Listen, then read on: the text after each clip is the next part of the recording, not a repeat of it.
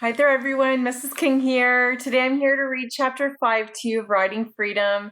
In Chapter 4, when I left off, Charlotte had the rude awakening of somebody standing over her with a pitchfork. And also, I included a Chapter 4 reenactment. So if you have an opportunity to watch it yet, please do. And I'm going to get reading right now. Also, I've included a fire today. Mrs. Brigatti really wanted a fire in one of these readings. So this one I was able to flick on with a switch. Not the real one, but it's going to have to do for today.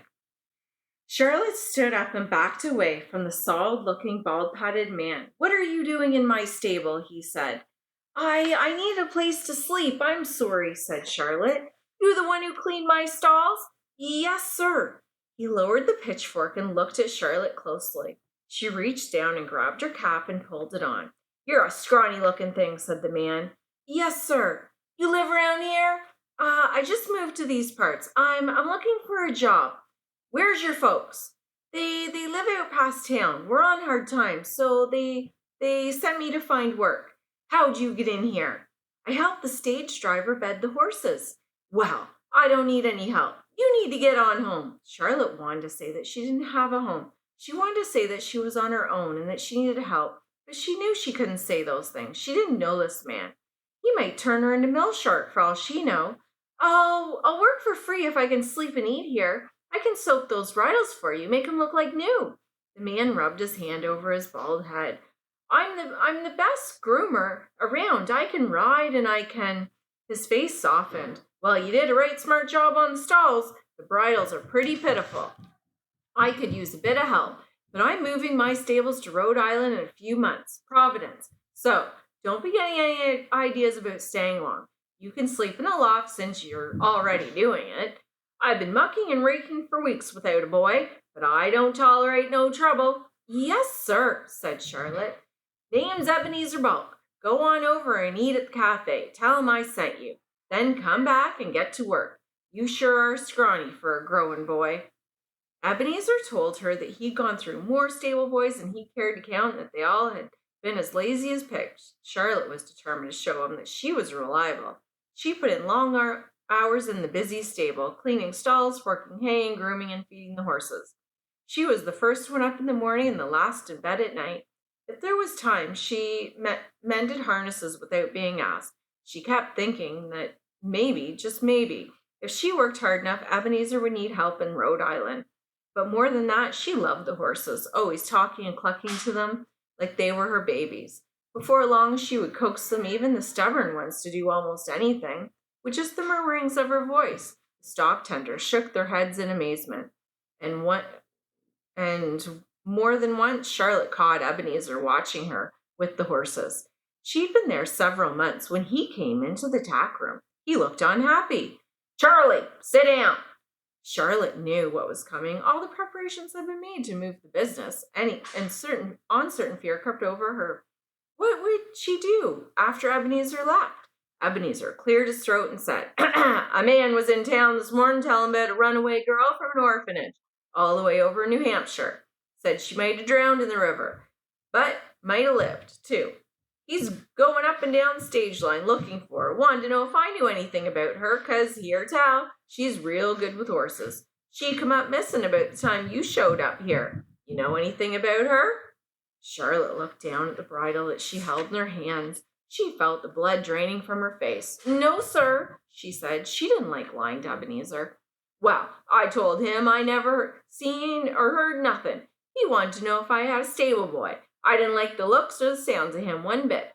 Said she was ready to punish the girl and wanted to find her in the worst way. Humph. Acted like he wanted to come poking around my stables. I told him there ain't no use, that all I had was around my place was top-notch stock tenders. Ain't that right?" "Yes, sir," said Charlotte.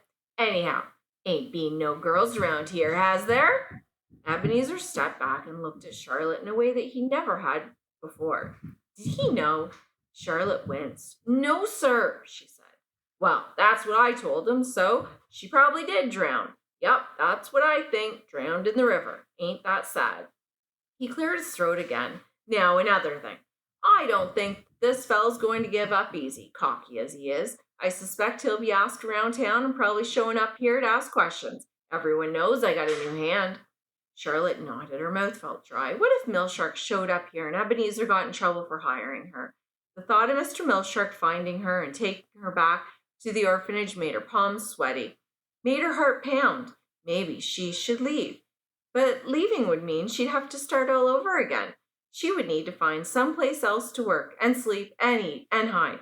Charlotte stood up and dropped the bridle. She edged toward the door. I need to get home. Since you're moving the stables and all, I best get going." Ebenezer held up both his hands to block her. "Just stay put," he said. "Now listen, in all my days I only seen one other person who could work with the horses like you, put a spell on them, and could ride like, well, I only seen it one other time. I got me a notion, and maybe I'm crazy, but I got to see if I'm right. If you can do what I think you can do, I'm not about to let you go." As Ebenezer walked out of the tack room, he said, "Bring around 6. I need a wagon hitched." Charlotte tried to concentrate on what he said. Bring around 6 horses? Do what he thought she could do? Confused, she found the traces for 6 in the hand and brought the horses around one at a time to hitch them. When each horse was secured to the traces, Ebenezer said, "Charlie, you drive." Charlotte stared at Ebenezer. I ain't drove 6 in the hand before," she said. "I drove 2, but not 6. "I know that," said Ebenezer. "Get up here, and let's take a run, unless you're scared." "I ain't scared," said Charlotte. She climbed into the wagon. What was Ebenezer up to? She felt like he was testing her, almost daring her to drive the team. He handed her the whip, but she wouldn't take it. She never whipped a horse in her life. "It's for guiding your team by the sound, not for beating on a poor horse. Now here are the ribbons. Same as the reins. Hold them in your left hand and keep the whip in your right," he said. She took the whip and the ribbons and listened. Each of these pairs of ribbons controls 2 horses. So when you're driving 6, you hold 3 pairs of ribbons. It ain't as easy as it looks. Here's the pressure brake on the right. Use your foot to work it. Now release the brake and take her out a mile and turn around. Since the day Charlotte had caught the stage in Concord, she wanted to try a 6-horse team. Wanted to know what it felt like behind all those horses. Suddenly she was getting her chance. She yelled, "Get along!" Charlotte held the ribbons lightly and tried to keep the wagon straight on the road, but it veered to the right and then to the left. She had hitched enough teams to understand how the reins worked, but Ebenezer was right. It wasn't as easy as it looked. No one had to tell her, though, not to whip the horses. Charlotte gave gentle tugs on the ribbons, but even a slight pull sent the horses in another direction. As she approached the turn, the reins tangled. Some horses turned and some didn't. The wagon rolled into the horses, and suddenly she was in the middle of a heap of harnesses and horses. Ebenezer climbed out and set everything straight. "Guess I was wrong," he said, and gave her a peculiar look. "Maybe you're too young to learn the ribbons. Let's head back." "I ain't ready to turn back," Charlotte said, and she began to feel that her escape from Millshark depended on being able to drive this team. Ebenezer climbed back in, and Charlotte set out. With a steadier hand, she pulled the horses back on course. She tried another turn and again muddled the horses and wagon. Ebenezer got out and straightened the lines. Before she could say anything, Charlotte reached for the reins. "I can do it," she insisted. Charlotte took the reins again and again. Although she continued to get jumbled up in the turns with each run, she felt an exhilaration that she had never felt before. There's a picture of Charlotte. 6 horses.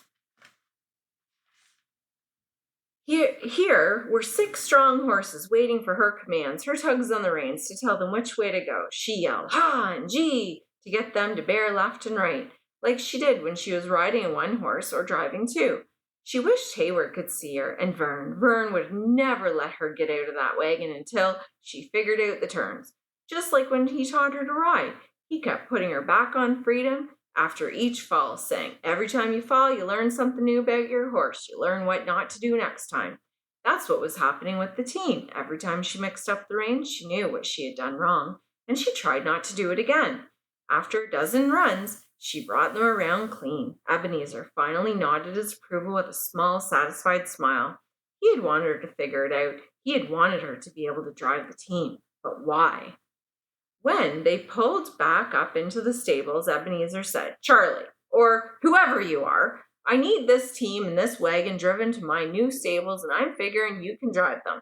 But you need to leave in the morning, before first light. And there's something else. I don't need more stable boys in Rhode Island, but I need another stock tender, and soon I'll be needing coach drivers. You got a lot to learn, but I could train you if it suits you. She couldn't stop the grin that spread over her face. It suits me fine, she said. All right, my friends, that's the end of chapter 5, and we'll be moving on to in the middle, because now we're done in the beginning for the chapter, and we're actually halfway done the entire novel now. So we'll see how Charlotte makes out as a stagecoach driver now. See you later. Bye-bye.